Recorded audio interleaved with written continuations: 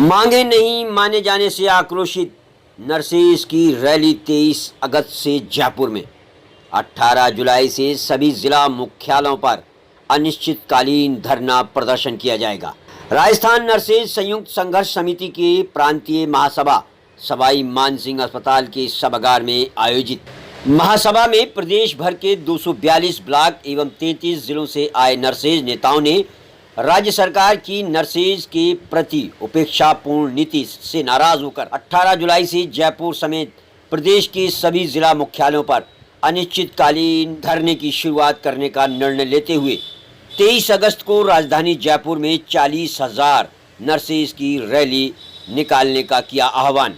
संघर्ष समिति के प्रांतीय संयोजक प्यारेलाल चौधरी, राजेंद्र राणा, नरेंद्र सिंह शेखावत, भूदेव धाकड़, पुरुषोत्तम कुंभज, पवन मीणा, प्रीति रामदेव ने संयुक्त बयान जारी कर बताया कि 18 मई से नर्सेज कर्मी शांतिपूर्ण तरीके से जयपुर जिले में सरकार का ध्यान आकर्षण करने के लिए आंदोलन द्वारा अपनी 11 सूत्री मांगों को रख रहे हैं, परंतु प्रशासनिक स्तर पर कोई निर्णायक कार्रवाई नहीं होने से नर्सेज को राज्य भर में संयुक्त संघर्ष समितियों का गठन कर आंदोलन के लिए विवश होना पड़ रहा है।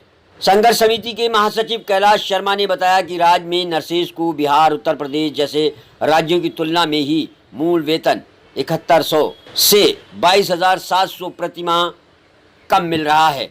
वहीं हाल ही बजट घोषणा 2023 में घोषित नए एसीपी नियमों से राज्य के अन्य समकक्ष संवर्गों से भी नर्सेज को 2 से 3 पे स्टेप कम वेतन जैसी उत्पन्न हुई विसंगति तथा मेडिकल कॉलेज संलग्न चिकित्सालयों में सफाई कर्मियों से भी कम 7900 प्रतिमाह वेतन उच्च योग्यता डिग्री डिप्लोमाधारी प्रशिक्षित नर्सेज संवर्ग का असहनीय अपमान है जिसे बर्दाश्त नहीं किया जा सकता। वहीं नर्सिंग भत्ता, वर्दी भत्ता, विशेष वेतन भत्ता, हार्ड ड्यूटी भत्ता, मेस भत्ते में वृद्धि, संविदा सेवा से नियमित हुए नर्सेज के संविदा सेवा काल की नॉशनल गणना, नर्सिंग ट्यूटर एवं एएनएम वर्ग का पदनाम परिवर्तन, ठेका प्रथा से भर्ती पर पूर्ण प्रतिबंध तथा समस्त संविदा नर्सेज का नियमितकरण, स्वतंत्र नर्सिंग निदेशालय की स्थापना, नर्सिंग ट्यूटर एवं सीनियर नर्सिंग ऑफिसर के पद को राजपत्रित कर प्रशिक्षण केंद्रों पर कार्यरत प्रिंसिपल, वाइस प्रिंसिपल को आहरण वितरण अधिकार देना, नर्सिंग छात्रों के स्टाइपेंड में वृद्धि करना, ड्रेस कोड में परिवर्तन करना, नर्सेज को प्राथमिक उपचार एवं आवश्यक जीवन रक्षक दवाई लिखने का अधिकार देना, एएनएम जीएनएम प्रशिक्षण केंद्रों को चिकित्सा एवं स्वास्थ्य विभाग से चिकित्सा शिक्षा विभाग में लेना, सभी जिला चिकित्सालयों में क्रीच सुविधा उपलब्ध कराना इत्यादि मांगे लंबित हैं, जिनका 4.5 वर्ष के इंतजार के बाद भी आज दिनांक तक समाधान नहीं होने से नर्सेज की धैर्य की सीमा अब समाप्त हो गई है। उनको ठेकेदारों के माध्यम से 7,900 रुपये पर लगा रहे हैं, जबकि 9,500 रुपये पर सफाई कर्मचारियों को यहाँ सवाई मानसिंह चिकित्सालय में लगाया जा रहा है। राजस्थान का जो नर्सिंग समाज है, क्वालिफाइड जो समाज है, जिसने कोरोना काल में पूरे राजस्थान में लोगों के जीवन को बचाने का काम किया और पूरे हिंदुस्तान में राजस्थान को रोल मॉडल बनाने में सरकार का सहयोग किया, उसकी इतनी आर्थिक दुर्दशा, ये शिक्षा का अपमान है, ये नर्सेज का अपमान है। इसलिए राजस्थान की नर्सेज ने तय किया। हमारी दुर्भाग्य है कि हमारा पूरे 33 से 38 साल तक की सेवा करते हैं, मगर एक ही पदोन्नति पर हम सेवानिवृत्त हो रहे हैं। सरकार कह रही है हम 3 पदोन्नति सबको देंगे, हमारे यहाँ पदनाम भी नहीं है, हमारा कैडर रिव्यू नहीं हुआ है। तो इस तरह की हमारी कई सारी जो मूल इश्यूज हैं, हमारे तमाम सारे हज़ारों संविदा के कर्मचारी हैं, वो संविदा से आए हैं और वो 20 साल 15 साल सेवा करेंगे, तो उनका जो संविदा सेवा काल है वो उसमें जोड़ा जाए, जिससे उनको कम से कम पेंशन तो पर लाभ तो मिल सके। उनका जवानी में तो खूब शोषण हो गया।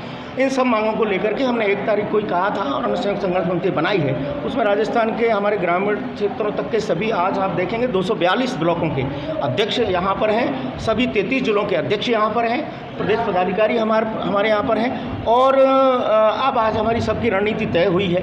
हमने चरणबद्ध रणनीति, जिसमें हमारा जो हम चाहते नहीं थे उस मुकाम पर हम पहुंच गए। हमने सामूहिक अवकाश तक, कार्य बहिष्कार, हड़ताल तक पर जाने की आज रणनीति पर हमने निर्णय किया है और उसके प्रथम चरण में हम 18 तारीख से पूरे राज्य भर के अंदर इस आंदोलन को हम शुरू करने पर विवश हैं। और क्योंकि हम 18 मई से जयपुर में कर रहे थे और 1 तारीख किया था, अब 18 तारीख को पूरे राज्य भर के अंदर धरनों के साथ विरोध प्रदर्शन शुरू होगा और उसके चरणबद्ध आंदोलन, बीच में कई सारे मसाल जुलूस और ये सब होंगे।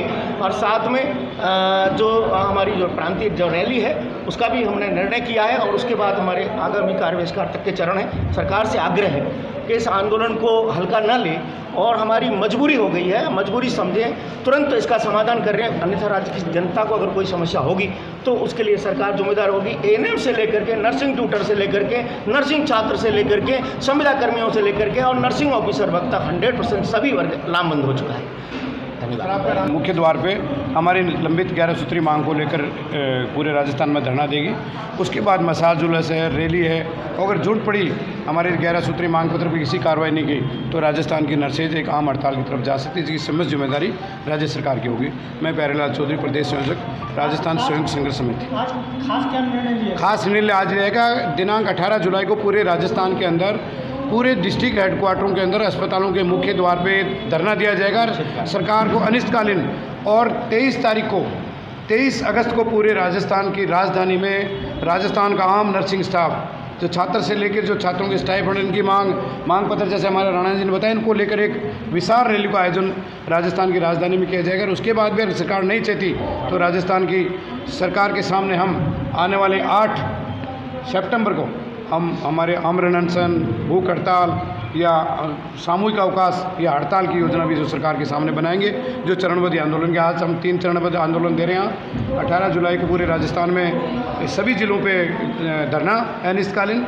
23 अगस्त को पूरे राजस्थान की राजधानी में राजस्थान के संपूर्ण ब्लॉक से लेकर सभी नर्सिंग कर्मियाँ रैली के रूप में जयपुर की धरती पर रैली के रूप में जुड़ेंगे और बीच में धरना, प्रदर्शन, मसाल जुलूस, अन्य प्रोग्राम ऐसे दिए जाएंगे जिसके माध्यम से हम आपको बार बार हमारी एसोसिएशन के द्वारा आपको अवगत करा दिया जाएगा। मैं प्यारेलाल चौधरी, प्रदेश संयोजक, राजस्थान संयुक्त संघर्ष समिति, जयपुर।